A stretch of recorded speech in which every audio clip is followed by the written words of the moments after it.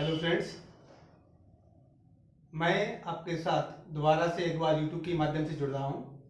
आज हम लोग लीनियर इक्वेशन टू वेरिएबल्स का टॉपिक है मैथ का, उसको आज डिस्कस करेंगे।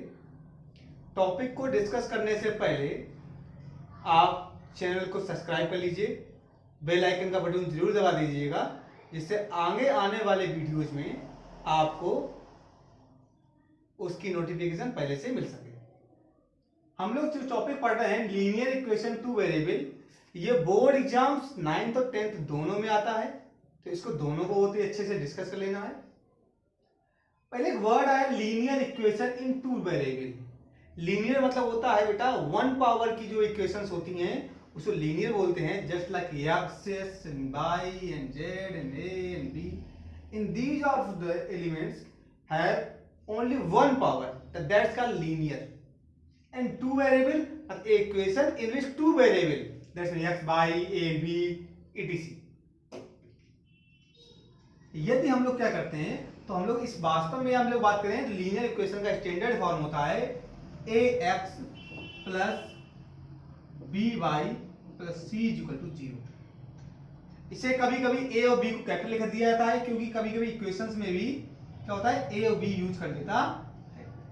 तो ये हमारी standard equation of linear equation कहलाता है। हमें बहुत सारे क्वेश्चन सॉल्व करने पड़ेंगे, तो इसी में जो एक्सरसाइज में जो क्वेश्चन दिए रहते हैं नॉर्मली, जैसे क्वेश्चन आता है बहुत बार 2x minus y equal to 5, find the coefficient of a b and c। हमें a b और c की वैल्यूज को बेटा मालूम करना होता है, पूछ देता हमसे नॉर्मली। तो हम क्या करने वाले होते हैं, हम इस इक्वेशन को इस स्टैंडर्ड इक्वेशन के फॉर्म में ला देते हैं। कैसे लाएंगे, 2x minus Y equal to 5 लिखा था, 2x minus y minus 5 equal to 0 कर लेंगे। 0 करने के बाद हम इस इक्वेशन से इसका कंपैरिजन कर देते हैं,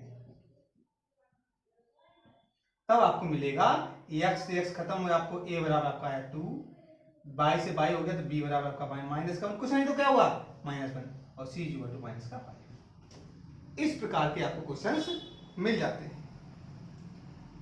और भी इसमें बहुत सारे क्वेश्चंस होते हैं, जैसे एक बार और करके देखेंगे आप। जैसे आपने क्वेश्चन कर लिया 7x प्लस 1 इक्वल टू 0।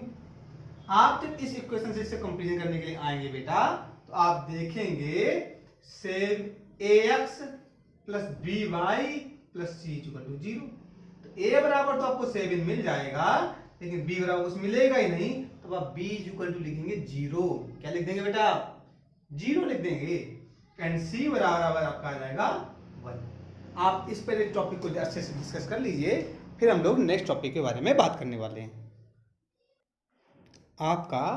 हम बात कर रहे थे सेकेंड टाइप इक्वेशन के बारे में। देख लीजिए बेटा, आपको लिखा हुआ मिलेगा, तो आप जब देखेंगे लिखा हुआ है right each of the following as a linear equation in variable x and y। मतलब इस इक्वेशंस को लीनियर इक्वेशन के टर्म में लिख देना। आपको लिखा हुआ है x plus y equal to, बेटा लिखा हुआ है x इक्वल 5 लिखा हुआ है। जब आप इसको लीनियर इक्वेशन में कन्वर्ट करना चाहेंगे तो आप लिखेंगे बेटा x माइनस 5 इक्वल टू 0। आपने देखा y है क्या, जब y नहीं है तो y का कोएफिशिएंट 0 हो गया, तो इसे लिख सकते हैं x को तो 1 लिख सकते हैं, तो 1x माइनस प्लस या माइनस जो भी लगाना चाहो 0 into y minus 5 equal to 0। ये आपका लीनियर इक्वेशन का टर्म में लिख दिया। ऐसे इसको भी लिखना, मान लो 3x इक्वल टू 4 को लिखना है, तो 3x minus 4 equal to 0। y तो है ही नहीं, तो लिख सकते हैं 3x plus 0y minus 4 equal to 0। ये लीनियर इक्वेशन के टर्म में लिख जाता है। यदि कोई y के टर्म में बोल दे, just like 5y is equal to 2, इसको लिखना 5y minus 2 is equal to 0। यहाँ बेटा आपका x का कोएफिशिएंट नहीं है, जब x का कोएफिशिएंट नहीं है तो 0 हो जाएगा, तो 0 into x plus 5y minus 2 is equal to 0। तो ये इस प्रकार से हम लोग सेकेंड टॉपिक का जो क्वेश्चन था, किसी भी इक्वेशन को लीनियर इक्वेशन में कैसे लिखा जा सकता है, वो हमने आज सीख लिया। अब थर्ड टाइप का जो क्वेश्चन आता है वो क्या कहता है, थर्ड टाइप के क्वेश्चन में कहता है कि बेटा एक लैंग्वेज देगा स्टेटमेंट, और उस स्टेटमेंट में कह देगा कि इसको लीनियर इक्वेशन के टर्म में लिखिए।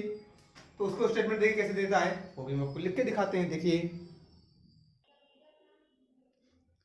आपको क्वेश्चन लिख दिया गया है, 2 chairs and 3 tables cost 2250 rupees. Write a linear equation to variables to respect the statement. लिख देंगे। हम मान लेंगे बेटा कि 1 chair cost मान लेंगे बेटा, क्या मान लेंगे, x रुपीज, और 1 टेबल कॉस्ट मान लेंगे हम बाई रुपीज। तब क्या होगा, आप बोल सकते हैं 2x 2 चेयर दिए and plus 3 table is equal to 2250 rupees. इस प्रकार से कोई भी इक्वेशन हो उसको हम लोग स्टेटमेंट के फॉर्म में लिख सकते हैं। ठीक है, अगला क्वेश्चन ऐसे बोला है, 25 copies of mathematics books and 20 copies of English books cost 2875 rupees. अब बोला उसने बेटा, तो हम मान लेंगे कॉपी जो है, कॉपीज की हमने एक्स मान लिया, 1 कॉपी कॉस्ट, और 1 हमारा जो बेटा क्या है, 1 कॉपी किसकी, मैथ की बोला, क्या की बोला, मैथ की। 1 कॉपी इंग्लिश की बोला, हम बाई मान लेंगे। तो उसने बताया था कि 25 कॉपी इंग्लिश मैथ की और 20 कॉपीज इंग्लिश की, दोनों की जो कॉस्ट है बेटा 2875 रुपीज हो जाती है।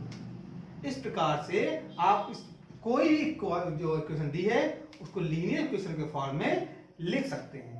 अब हम लोग नेक्स्ट जो हमारा सीरीज रहेगा उसके बारे में हम लोग बात करने वाले हैं।